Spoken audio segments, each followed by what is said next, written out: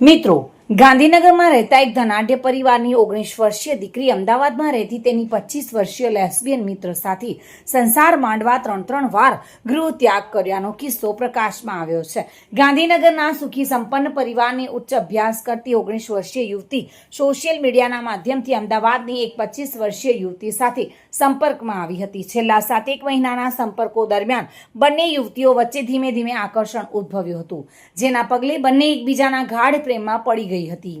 આ સિલસિલો શરૂઆતના તબક્કે સોશિયલ મીડિયા માધ્યમ પૂરતો સીમિત રહ્યો હતો, પરંતુ 18 વર્ષ પૂર્ણ કરીને પુખ્ત વયના ઉંમરે પહેલું પગથિયું મૂકનાર 19 વર્ષીય યુવતી સજાતીય આકર્ષણમાં એટલી આગળ વધી ગઈ હતી કે તેને પોતાના ભવિષ્ય અને પરિવારની પણ પરવા નહોતી.